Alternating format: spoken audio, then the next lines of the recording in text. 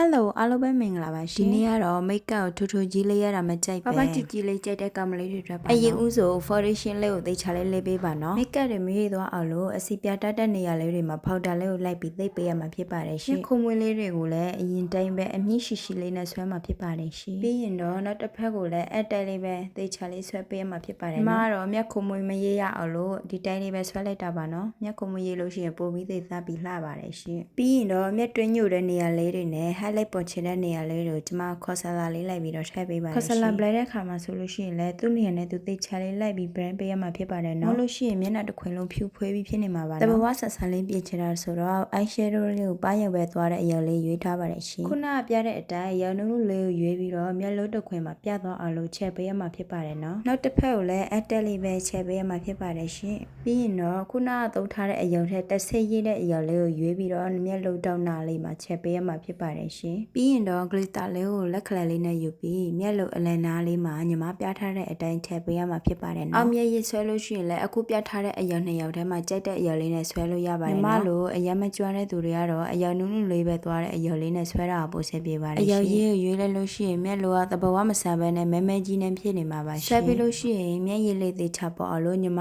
glitter ပါတဲ့အရာလေးကိုရွေးပြီးတော့ထည့်ထားပါတယ်ရှင်eyeliner လေးကိုလည်းဂျက်ထိုက်မသုံးပဲဒီလိုအမှုတ်လေးနဲ့ပဲချက်မှာဖြစ်ပါတယ်နော်အမှုတ်လေးနဲ့ချက်တဲ့အခါမှာဆိုလို့ရှိရင်လည်းညီမသိုးရတဲ့အတန်လေးနဲ့ပို့ပြီးတော့ဆွဲရတာလွယ်ကူတာဖြစ်ပါတယ်ရှင်ဒီအတန်လေးရဲ့အားသာချက်ကတော့သူ့အတိုင်းလေးထားပေးပြီးလို့ရှိရင်လိုက်ပြီးတော့ဖြည့်ပေးရပဲပေါ့နော်ပြီးရင်ညီမမျက်လုံးလေးလင်းချင်တာဆိုတော့ခုနပြထားတဲ့ highlight လေးကိုမျက်လုံးအတွင်းသားလေးမှာလိုက်ပြီးတော့ထည့်ပေးလိုက်ပါတယ်ရှင်ပြောဖို့တစ်ခုမိကြံခဲ့လို့မျက်လုံးအောက်နားလေးကအဆွဲလေးကိုလည်းခုနသုံးထားတဲ့ eye shadow ဆွဲတဲ့အတန်လေးနဲ့ပဲဆွဲပေးထားတာဖြစ်ပါတယ်ရှင်နှာခေါင်းရုပ်ဖော်တဲ့အတန်လေးကိုတော့ဒီလိုဘေးနားစောစောလေးကိုရွေးချယ်ပေးပါရှင်ဒီလိုစောစောလေးပါမှသာနှာခေါင်းရုပ်ဆွဲရတာပုံပြီးလွယ်ကူပါတယ်ရှင်ကြည့်လိုက်တော့နှာခေါင်းရုပ်ဖော်ထားတဲ့တစ်ချမ်းနဲ့နှာခေါင်းရုပ်မဖော်ထားတဲ့တစ်ချမ်း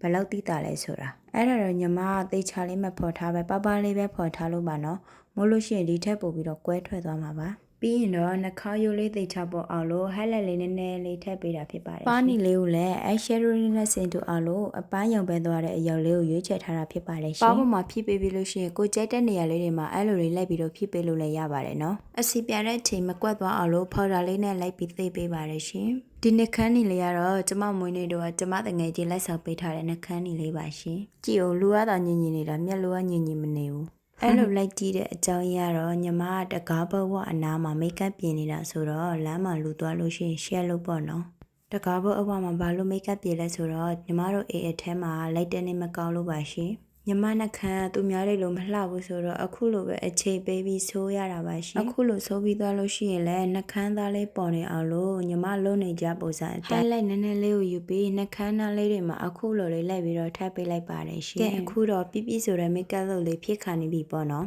ကြည့်ဦးအဲ့မှာ possible နဲ့ဘာတွေပြောနေလဲဆိုတာမြတ်တော်ကိုဟိုမေ့ကြံခဲ့လို့ပါရှင်အခုလိုအစိုးရကြည့်ပေးတဲ့တယောက်ချစ်စီတဲ့ကိုကျေးဇူးများတင်ပါတယ်နော် bye